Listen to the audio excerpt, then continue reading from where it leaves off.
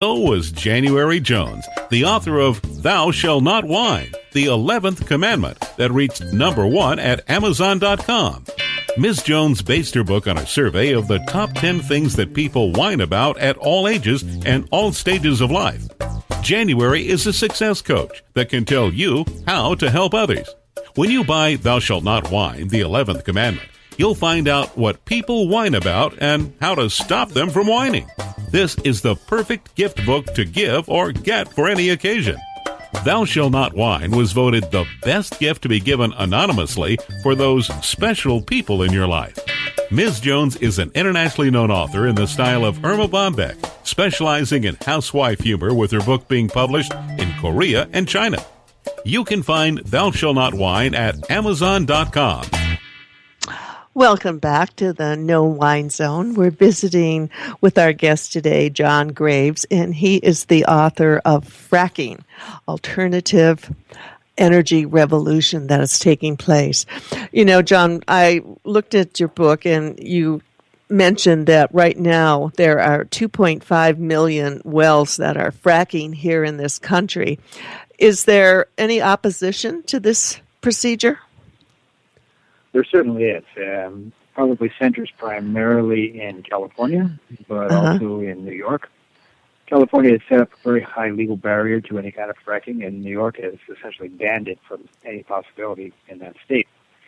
The concerns are voiced essentially by environmentalists who feel that the water might be being polluted, the groundwater, that we need to get beyond hydrocarbon, beyond gas and oil to power our lifestyle, and people who want to ensure that government money flows to alternative energy sources such as wind, geothermal, and solar, rather than to oil and gas. Okay. Now, in your book, you talk about offering an understanding of the recent story. Could you give us an overview of the energy resources demands and the production that is currently taking place in the United States? Sure. I'll be as brief as possible. It's a very complex situation. Because of fracking, the U.S. has increased its oil production from a little less than 5 million barrels a day to twice that, 10 million barrels a day. Because of that, we are not importing very much oil at all. In fact, just last week we exported our first shipload of crude oil. Wow. So because we are producing a significant amount of what we need, other countries such as OPEC and Russia and Venezuela, et cetera, are no longer able to sell their oil to us. The globe produces more oil, more crude and methane than it uses. So we have far more supply than we have demand. As a result, economics 101. The price of energy, particularly for us driving cars, going down. Except of course in California. Yeah. So here in Florida, the price of petrol, gasoline is $1.83 a gallon. We haven't seen those numbers in a long time. No. That is essentially because we are fracking in the U.S. and we are producing massive amounts of crude oil. Now, do the oil companies do this fracking, or who actually does it? A few of them do, but they are more keen on developing massive wells over massive oil fields. Fracking is more designed for small wells and small fields because it's so inexpensive and fairly straightforward to do. So big oil companies and large national oil companies will spend billions to draw out billions of barrels of oil from deep beneath their feet. Fracking is more local, more suburban. And so the answer to your question is no. Large companies occasionally will buy a fracking company, but for the most part, the independents are the frackers, not the big. Good question. Well, I'm thinking I need to know who these companies are, because this may be something I should tell my broker about. This would probably be something wonderful to invest in, since you're a financial advisor. What's your thought about that? Well, that's another great query, because it was the end of my pursuit of the story was to put the string in a knot, bringing it back to what I do for a living. And yes, for people who are retirees who are living off of the income from their portfolios, energy companies that are publicly traded tend to pay pretty significant dividends, and dividends are easily distributed to those of us who are retired. So yes, energy companies can be a very good source for a small portion of a portfolio, 10 or 15% of a portfolio. Okay, and I think this is something, since we're on a fixed income and we're always looking for dividends, I think this is something I will explore with my husband. Right now, let's talk about Chapter 3 and the global energy resources that drive the global market. Because, we always read and see about people talking about the oil in Saudi and all over the world. Give your overview on what that situation is. Okay, I used to work in Saudi Arabia, as a matter of fact. So really? Yes, I'm familiar with the sands of the desert. The Middle East produces a significant amount of oil. Russia is actually the number one oil producer, followed very closely by Saudi Arabia, and then very close third is the U.S. All of us produce about 10.5 million barrels per day. Wow. And all the rest of the world, the Venezuelans, the Nigerias, the Algerians, etc., those countries produce smaller, less significant amounts. So the global story is most oil that's available comes from three primary sources, but two of those sources, Russia and Saudi Arabia, are completely controlled by the governments. Mm-hmm. Whereas in America, the government doesn't yet control any of the oil resources. So independent companies can go out and spend their own money and dig for oil and find it and sell it and make a profit. That's the difference.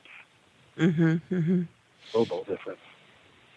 Now, do countries like Russia and Saudi Arabia, do they do fracking? No. Number one, they sit on massive fields of petroleum.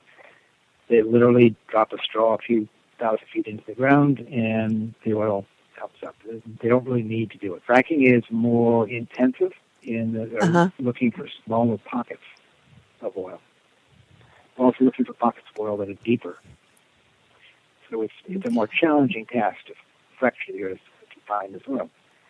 But by the same token, it's far less costly to fracture than it is for the bigs to produce their oil. And that gives the small independent U.S. frackers much more impetus to dig for more and to sell more, because they can sell even when oil, as today, priced at $32 a barrel. Mm-hmm. Many of the small companies can still make a profit at that price, whereas the bigs typically don't make a profit at anything less than 70 or 80 a barrel. Okay, so this sounds kind of like a little bit maybe like the gold rush, where well, yeah. Where anyone could go and start panning for gold and make a fortune. Or lose. Yeah, or lose them. Yeah, you're right. 3 million jobs will be created in the oil and gas industry before the end of this decade. These are well-paid, demanding, dangerous, and important jobs with skills learned only in the field. When you say dangerous, how dangerous is it? Very dangerous. These are jobs that you have to pay attention every second that you're there, because you're playing with very large pieces of very heavy metal. Okay. They're spinning at very high RPMs. It's much like driving a car at 80 miles an hour. You don't have a second to look at what's on the side of the road. You just pay attention to what's ahead of you.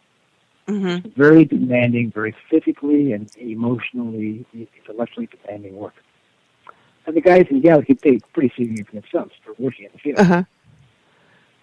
So these are high-risk jobs, and they're paid accordingly. Well, when I drive, I should probably be paid accordingly, because I can be pretty dangerous in a car. No problem. Okay, good. Smart guy. This is an incredible increase in energy resources, and this actually incrementally lowers energy costs for everyone. Lower gas, electricity, power, heating are the direct results of the extraction of gas from oil fracked wells. So you would think a lot of people would be in favor to this. I suppose the opposition comes from the big oil companies, doesn't it? The opposition actually comes from the environmental left. Environmental? Yes. Those people who feel that we need to stop burning hydrocarbons and start using more wind and solar and geothermal. One of the secrets that I discovered, one of the amazing pieces that I discovered about this is that in addition to oil being fracked, natural gas is also fracked, particularly in Pennsylvania and in Ohio. That natural gas is piped directly to public utilities, and it substitutes for coal. Now, when a utility burns coal, they produce a significant amount of carbon dioxide emissions. When a utility burns methane, natural gas, the carbon dioxide emissions are reduced by at least 50%. So one would think the environmentalists would be more in favor of such a forward-looking fuel source.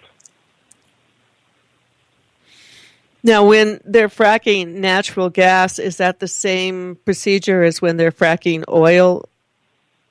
Exactly the same technique, yes. It's a different end result.